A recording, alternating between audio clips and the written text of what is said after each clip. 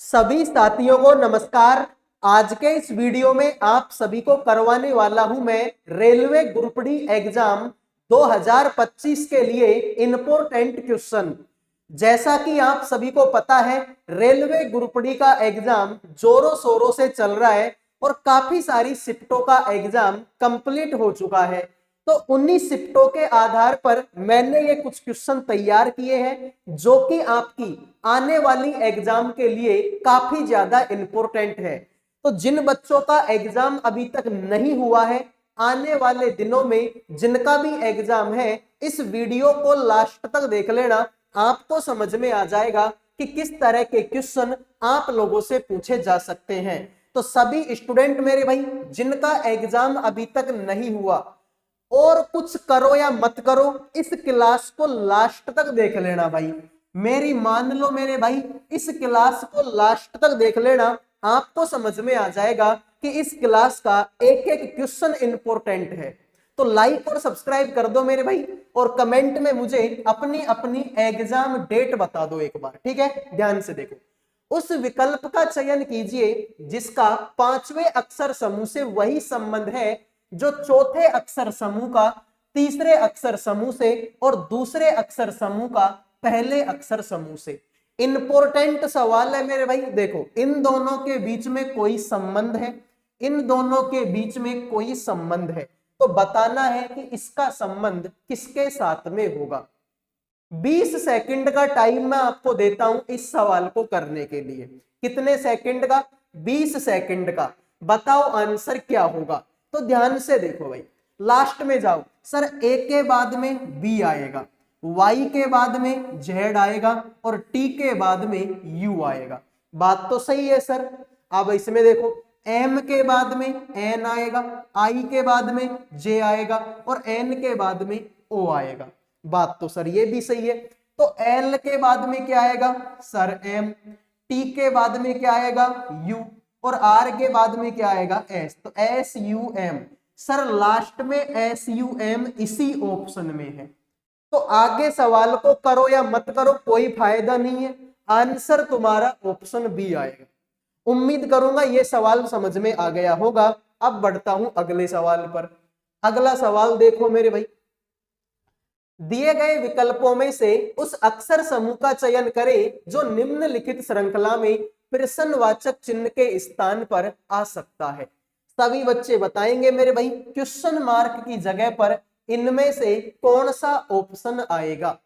फटाफट कमेंट कीजिए। इस सवाल को करने के लिए भी मैं आपको 20 सेकंड का टाइम देता हूं। 20 सेकंड में जो बच्चा इस सवाल को कर देगा उसकी रीजनिंग मैं मानूंगा अच्छी है, वरना तो मेरे भाई कोई मतलब नहीं है ऐसी पढ़ाई का। सवाल कर भी दोगे तब भी क्या कर लोगे, पेपर में टाइम कम पड़ जाएगा। तो 20 सेकंड में करो, मजा तब आएगा। तो मेरे भाई ध्यान से देखो, सर सवाल बिल्कुल सिंपल है, ध्यान से देखो। जी आएगा 7 नंबर पर, आई आएगा 9 नंबर पर, के आएगा 11 नंबर पर, एम आएगा 13 पर, ओ आएगा 15 पर। ठीक है, 7 में 2 जोड़ेंगे 9, 9 में 2 जोड़ेंगे 11, 11 में 2 जोड़ेंगे 13, 13 में 2 जोड़ेंगे 15 और 15 में 2 जोड़ेंगे तो 17, 17 नंबर पर क्यों आता है। मतलब ये ऑप्शन भी गलत और ये ऑप्शन भी गलत है। फिर यहां पर देखो भाई, एस के बाद में टी, टी के बाद में यू, यू के बाद में वी, वी के बाद में डब्ल्यू और डब्ल्यू के बाद में एक्स। तो क्यू के बाद में एक्स इसी ऑप्शन में है। तो जिन्होंने आंसर दे दिया ऑप्शन नंबर सी, उनके तो मजे हो गए। बाकी सभी का ये सवाल गलत हो चुका है। उम्मीद करूंगा ये सवाल भी समझ में आ गया होगा। आइए मेरे भाई अगले सवाल पर बढ़ते हैं। देखो, वीडियो में आगे बढ़ने से पहले जो भी बच्चे रेलवे ग्रुप डी एग्जाम 2025 की तैयारी कर रहे हैं, जिनका भी एग्जाम अभी तक नहीं हुआ है, आने वाले दिनों में जिन भी बच्चों का एग्जाम है, उन सभी के लिए करंट अफेयर का, जीके का, रीजनिंग का और मैथ सब्जेक्ट का पीडीएफ तैयार कर दिया केवल 100 रुपए में। 100 रुपए में आपको चारों सब्जेक्टों का पीडीएफ मिलेगा। इस पीडीएफ में आपके इंपॉर्टेंट क्वेश्चन भी होंगे और उन क्वेश्चनों का सॉल्यूशन भी होगा। यानी कि क्वेश्चन तो होंगे, उन क्वेश्चनों का आंसर भी आपको पीडीएफ में मिलेगा। क्वेश्चन होगा फिर आंसर, क्वेश्चन फिर आंसर, क्वेश्चन फिर आंसर, यानी कि इंपॉर्टेंट क्वेश्चनों का पीडीएफ है। अगर कोई बच्चा इस पीडीएफ को पढ़ लेता है तो लगभग वो सिलेक्शन के काफी नजदीक पहुंच जाएगा, क्योंकि पीडीएफ में ऐसे ही क्वेश्चन हैं जैसे क्वेश्चन तुमसे एग्जाम में पूछे जाते हैं। तो जिन भी बच्चों को ये पीडीएफ चाहिए, इन नंबरों पे व्हाट्सएप मैसेज करके केवल और केवल 100 रुपए में आप चारों सब्जेक्टों का पीडीएफ ले सकते हो। तो जिनको चाहिए मैसेज कर देना। अब बढ़ता हूं अगले सवाल पर। देखो मेरे भाई, अगला सवाल क्या है। एक कक्षा के 4 विद्यार्थी हैं मेरे भाई, जिनका नाम है रविंदर, शिवा, त्रिवेणी, नागेश, बास्केटबॉल टीम में चयनित होना चाहते हैं। उन सभी की लंबाई अलग अलग है। नागेश रविंदर से छोटा है किंतु त्रिवेणी से लंबा है। ठीक है भाई, शिवा नागेश से छोटा है किंतु त्रिवेणी से लंबा है। यदि कोच उनमें से सबसे लंबे छात्र का चयन करना चाहता है तो किसका चयन किया जाएगा? यानी कि आपको बताना है कि इन चारों बच्चों में से सबसे लंबा बच्चा कौन सा है।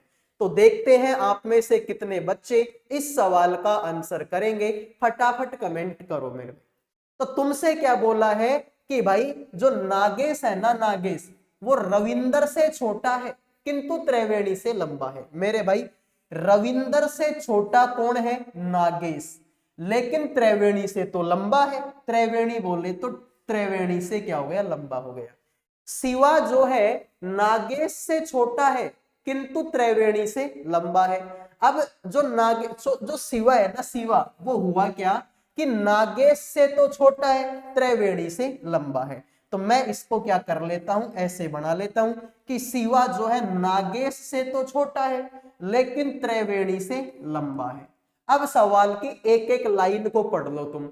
तुमसे बोला नागेश रविंदर से छोटा, त्रिवेणी से लंबा। ये जो नागेश है रविंदर से तो छोटा है, त्रिवेणी से लंबा है।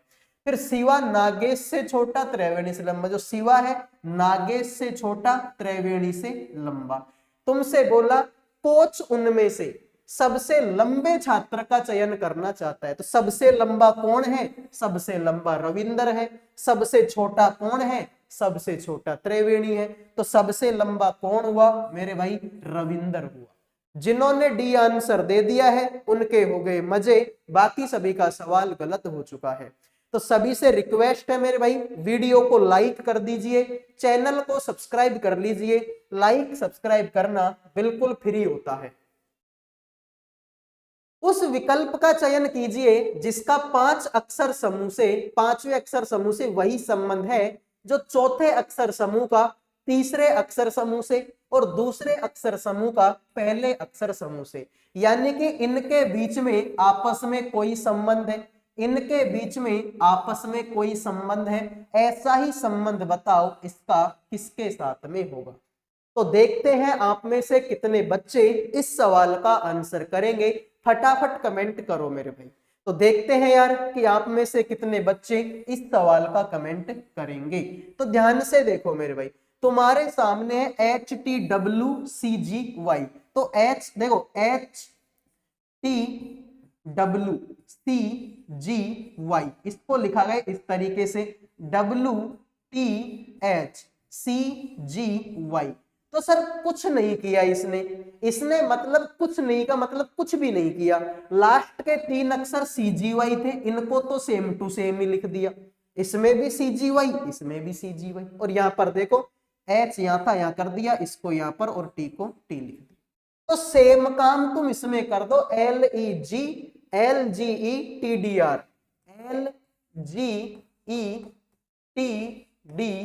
ध्यान से लास्ट के 3 अक्षरों को तो सेम टू सेम ही लिखना है। तो TDR इनको सेम टू सेम। शुरू में L है, लास्ट में लास्ट में E है, यहाँ पर लिख दो और G को G लिख दो। ठीक है मेरे भाई। तो EGLTDR, EGLTDR, EGLTDR। तो जिन्होंने आंसर दे दिया ऑप्शन नंबर 1 उनके मजे हैं, बाकी सभी का सवाल गलत हो गया। ठीक है भाई। तो देखो कुछ नहीं करना था, इनको तो ऐसे क्रॉस में करना था, तो इनको तो मैंने ऐसे क्रॉस में कर दिया, इसको same to same, same to same, और लास्ट के 3 अक्षर तो डिट्टो के डिट्टो ही लिखने थे, डिट्टो के डिट्टो लिख दिए। आओ मेरे भाई अगले सवाल पर बढ़ते हैं। देखिए, एक निश्चित कूट भाषा में यू कैन एड को CBNS और PD लिखा जाता है। एड देयर मनी को कुछ इस तरीके से लिखा जाता है, तो देयर बैंक कैन को बताओ इसके तरीके से लिखा गया, तो बताओ मनी बैंक के लिए संभावित कूट क्या होगा। तो ध्यान से देखो मेरे भाई, इस सवाल का आंसर क्या होगा। इंपोर्टेंट सवाल है मेरे भाई, इंपोर्टेंट की पावर 1000 लगा लो मेरे भाई, ठीक है, 1000 गुना ज्यादा इंपोर्टेंट है ये सवाल। ऐसे सवाल एग्जाम में आते हैं मेरे भाई, यकीन नहीं हो तो जब पेपर दे के आओगे तब देख लेना, ठीक है। तो बताओ भाई मनी बैंक का कोड क्या होगा। तो हम बोलेंगे सर सवाल बिल्कुल आसान है, तुमको मतलब किससे ये बताओ। सर मुझे तो मनी से मतलब है और बैंक से मतलब है। तो मेरे भाई इसमें देखो, इसमें भी देयर है और इसमें भी देयर है, देयर से कोई मतलब थोड़ी है तुमको। तो ऐसा कुछ ढूंढो जो दोनों में सेम हो। आप बोलेंगे कि सर यूवी इसमें भी है और यूवी इसमें भी है, तो यूवी को तो हटा दो भाई। देखो इसमें भी देयर और इसमें भी देयर, और इसमें भी यूवी इसमें भी यूवी, मतलब यूवी तो देयर का कोड है और देयर से हमें मतलब नहीं है। आगे चलो, सर इसमें भी ऐड है और इसमें भी ऐड है, ऐसा कुछ ढूंढो जो दोनों में हो। आप बोलोगे सर सीबी इसमें भी है और सीबी इसमें भी है, तो इस सीबी को भी हटा दो, इस सीबी को भी हटा दो। अब तुम देखो मेरे भाई, सर कैन इसमें भी है और कैन इसमें भी है, ऐसा कुछ ढूंढो जो दोनों में हो। सर पीडी इसमें भी है और पीडी इसमें भी है, ठीक है। और मेरे भाई एक छोटा तरीका और बताऊंगा, टेंशन मत करना, ठीक है, टेंशन मत करना, छोटा तरीका बताऊंगा, फिर आगे देखो। तो सर अब देखो इसमें तो बचा है मनी और इधर को बचा है क्या, आईओ, तो एक तो हो जाएगा आईओ। इसमें बचा है बैंक और इसमें बचा है केएम, तो इसमें हो जाएगा केएम। तो मनी का कोड आईओ, बैंक का कोड केएम, तो आईओ और केएम कहां पर है सर, आईओ और केएम तो इसी ऑप्शन में। तो जिन्होंने आंसर दे दिया ऑप्शन नंबर 4 उनके हो गए भाई मजे, बाकी सभी का ये सवाल गलत हो चुका। सर कोई छोटा तरीका भी बता दो हमें। लो भाई छोटा तरीका, ठीक है, लो भाई छोटा तरीका, और ये तरीका ऐसा है कि कोई भी नहीं बोल पाएगा कि सर मुझे समझ में नहीं आया। यानी कि अगर कोई दूध पीने वाला छोटा सा नन्ना सा बच्चा भी इस क्लास को देख रहा होगा ना, वो भी बोलेगा सर ये सवाल तो समझ में आ गया, ठीक है, वो भी बोलेगा कि सर ये सवाल समझ में मेरे भी आ गया, ठीक है। देखिए तुमको चाहिए मनी बैंक का कोड, तुमको मनी बैंक का कोड चाहिए, क्या इसमें कहीं पर मनी बैंक दिया हुआ है क्या। सर इसमें यू है, इसमें कैन है, इसमें एड है, लेकिन मनी बैंक तो नहीं है, मतलब ये आंसर नहीं हो सकते। सर इसमें तो सीबी है, तो सीबी तो इसमें भी तो हटा दो, फिर क्या कर रहे हो इसका। सर सीबी तो इसमें भी हटा दो मेरे भाई, इसको भी फिर क्या कर रहे हो। सर इसमें तो पीडी भी है, तो पीडी वाला इसमें, तो इसको भी हटा दो। तो सारे ऑप्शन हट गए, यही तो बचा है, तो हो गया आंसर। लो भाई, तो बोला था मैंने कि दूध पीने वाला बच्चा भी बोलेगा कि सर मेरे भी समझ में आ गया। लो भाई चलो अगले सवाल पर देखिए। एक निश्चित कूट भाषा में कजिन को कुछ इस तरीके से लिखा गया, आंटी को इस तरीके से लिखा गया, उसी कूट भाषा में बताओ अंकल को कैसे लिखा जाएगा। सभी बच्चे बताएंगे भाई इस सवाल का आंसर क्या हो। देखते हैं कितने धुरंधर बच्चे हैं जो इस सवाल का आंसर करेंगे। और मेरे भाई मुझे कोई मतलब नहीं है, मुझे तो इस सवाल का आंसर आधी मिनट में चाहिए। कितनी मिनट में मेरे भाई, आधी मिनट में मुझे इस सवाल का आंसर चाहिए, मतलब चाहिए। बताओ भाई इस सवाल का आंसर क्या होगा। तो ध्यान से देखो मेरे भाई, सवाल बड़ा ही सिंपल है, बड़ा ही दिलचस्प है। COUSIN, COUSIN यही लिखा हुआ है कजिन, ठीक है।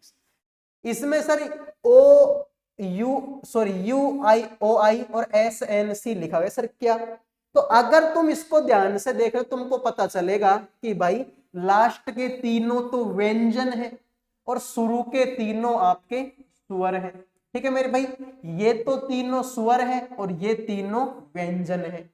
और व्यंजन भी ऐसे वैसे नहीं है, पहले छोटा व्यंजन, देखो सी तो 3 नंबर पर आता है, एन 14 नंबर पर आता है, एस 19 नंबर पर आता है, यानी कि पहले छोटा फिर उससे बड़ा फिर उससे बड़ा। इनमें सबसे छोटा कौन सा है सर? जब मैं ए बी सी डी बोलना स्टार्ट करूंगा ना तो ए बी और सी, तो सी आएगा इसमें, तो यहां पर सी है।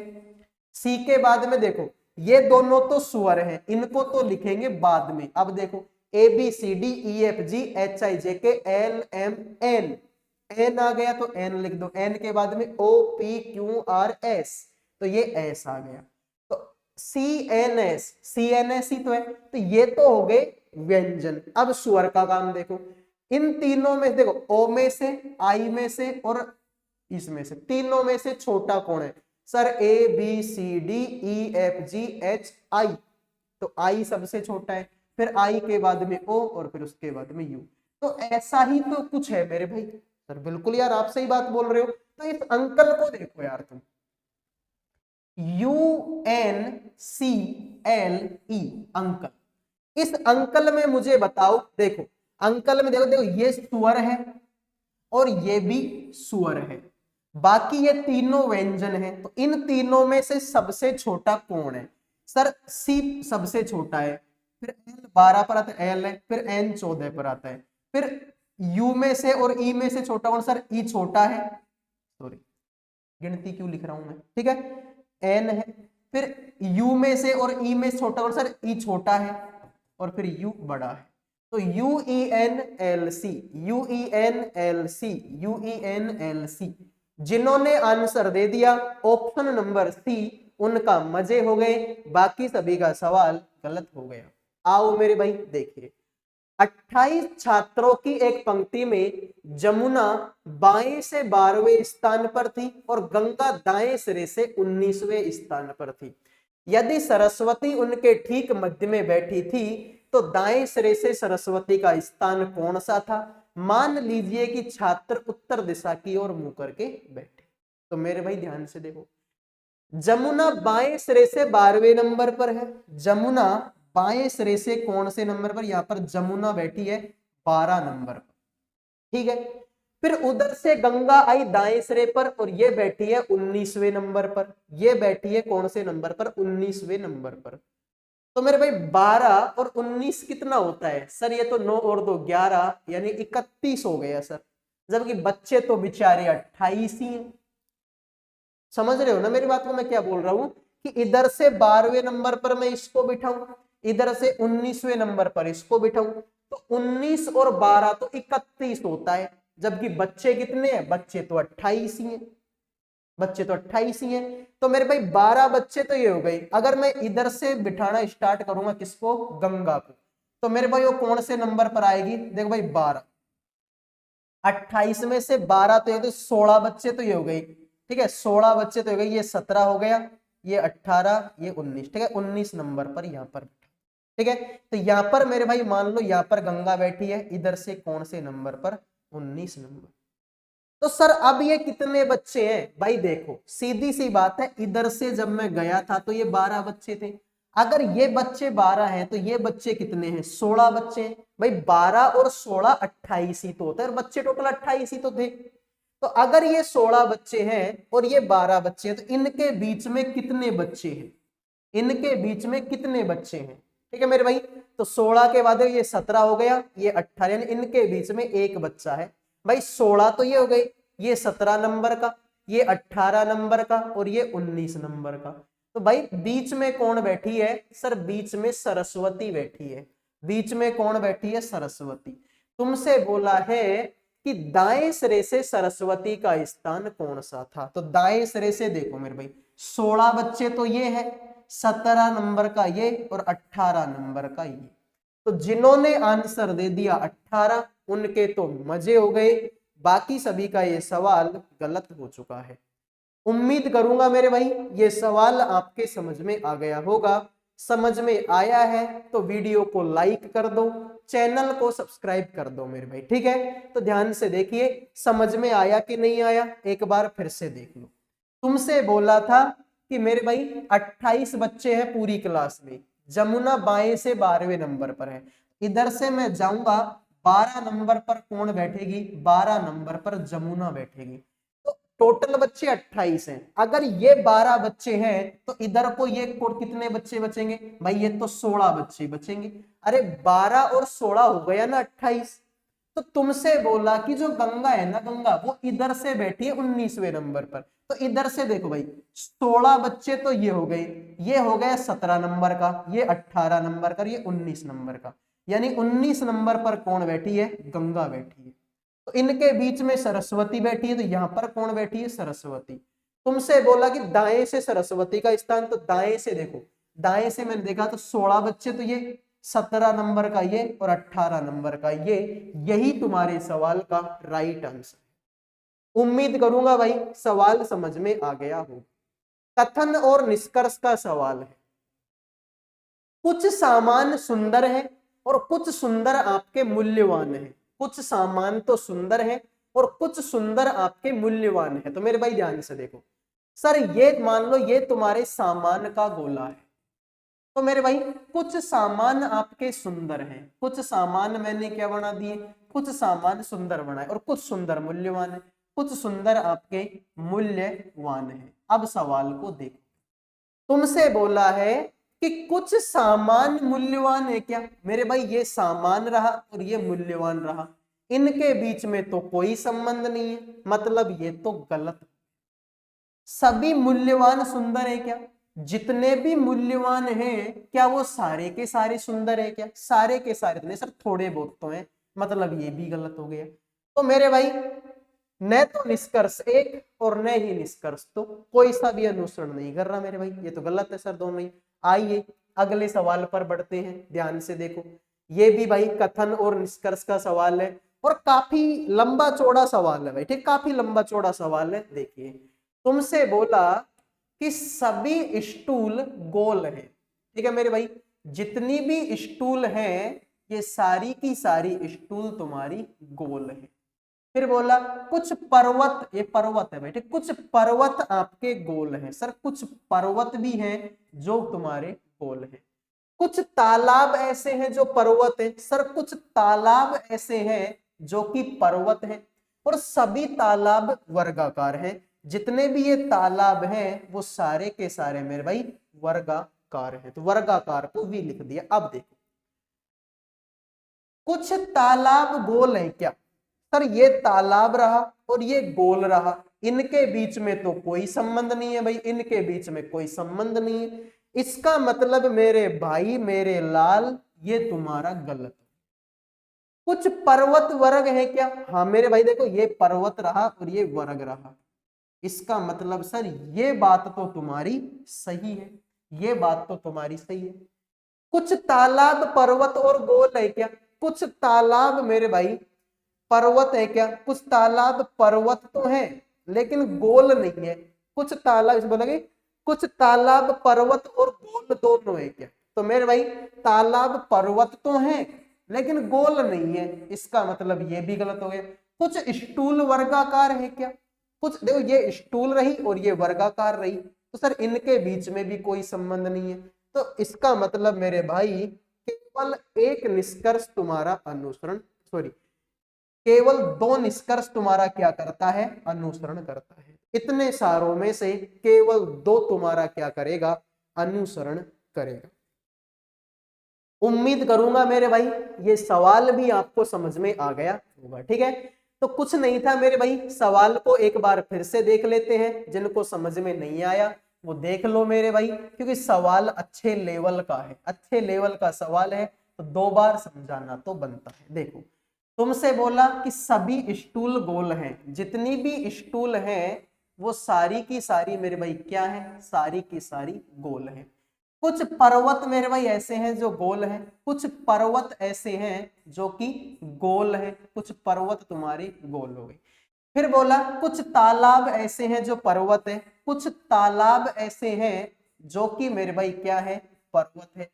फिर सभी तालाब आपके वर्गाकार हैं, जितने भी तालाब हैं वो सारे के सारे वर्गाकार हैं, ठीक है भाई। अब सवाल को देखो, कुछ तालाब गोल है क्या, मेरे भाई ये देखो गोल है, और ये तालाब है, तो इनके बीच में कहां कोई संबंध दिखाई दे रहा है क्या? सर इनके बीच में तो कोई संबंध नहीं है। इसका मतलब मेरे भाई मेरे लाल ये तो तुम्हारा गलत है। कुछ पर्वत वर्गाकार है क्या? मेरे भाई देखो पर्वत, देखो ये पर्वत है और ये वर्गाकार है, कुछ पर्वत वर्गाकार है क्या? बिल्कुल मेरे भाई कुछ पर्वत तुम्हारे वर्गाकार है। इसका मतलब ये तो तुम्हारा सही है। कुछ तालाब पर्वत और गोला गोल है क्या? तो मेरे भाई देखो कुछ तालाब पर्वत तो है लेकिन गोल नहीं है। भाई तालाब गोल कहां पर है भाई? इनके बीच में कोई संबंध ही नहीं है विचारों के बीच में, तो ये तो भाई तुम्हारा क्या हो गया? गलत है। कुछ स्टूल वर्ग है क्या? भाई ये स्टूल रही और ये वर्ग रहा, इनके बीच में भी सर कोई संबंध नहीं है। इसका मतलब मेरे भाई मेरे लाल ये भी गलत है। तो केवल दो तुम्हारा क्या करेगा? अनुसरण करेगा। उम्मीद करूंगा ये सवाल आपको समझ में आ गया होगा और ये क्लास भी पसंद आ गई होगी। पसंद आई है तो वीडियो को लाइक कर दो, चैनल को सब्सक्राइब कर दो। अगले वीडियो में मिलूंगा, तब तक के लिए जय हिंद जय भारत।